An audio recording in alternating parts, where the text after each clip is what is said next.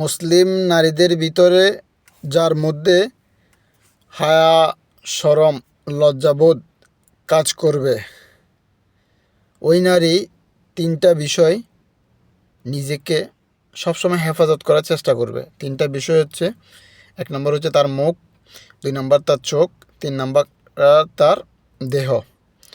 তো ওই নারী তার মুখ দিয়ে কারো সাথে অশ্লীলভাবে ব্যবহার করার চেষ্টা করবে না, সেটা হোক তার পরিবার কিংবা বাইরে।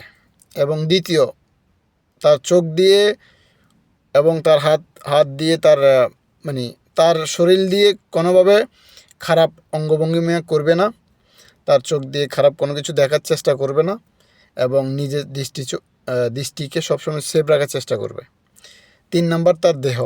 ওই নারী অন্য পুরুষদের থেকে তার দেহটাকে সব দিক থেকে সেভ রাখবে, এবং তার একজন নারীর দেহটা হচ্ছে তার অলংকার, তার ইজ্জত।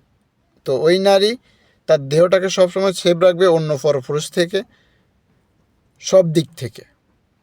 তো যে নারীর ভিতরে এই তিনটা বিষয় কাজ করবে, ওই নারীর জন্য ইসলাম অনেক সহজ, এবং ওই নারী ইসলামের বুঝতে অত বেশি কিছু লাগবে না।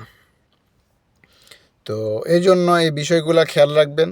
যার ভিতরে এই বিষয়গুলো কাজ করে তার জন্য আগামী দিনের জন্য শুভকামনা।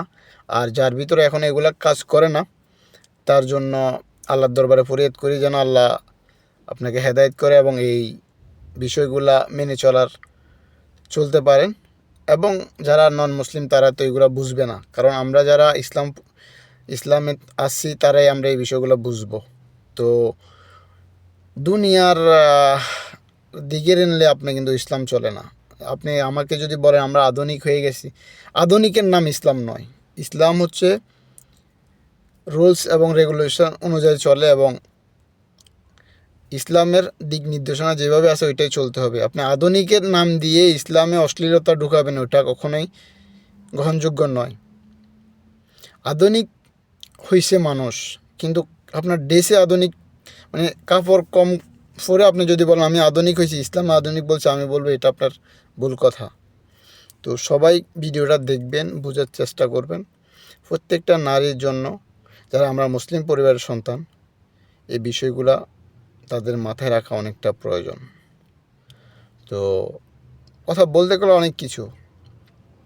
একজন নারীর জন্য ইসলামে কত যে সহজ রাখছে, কত যে সহজ উপায় রাখছে, সেটা যে নারী ইসলাম সম্বন্ধে চেক করে, ইসলাম সম্বন্ধে জানার চেষ্টা করে, ওই নারী বুঝতে পারবে। এবং ইসলাম যে একটা নারীকে কত যে সম্মান দান করছে, সে শুধু যে ইসলাম সম্বন্ধে চেক করবে, ইসলাম সম্বন্ধে জানার চেষ্টা করবে, ওই নারী বুঝতে পারবে।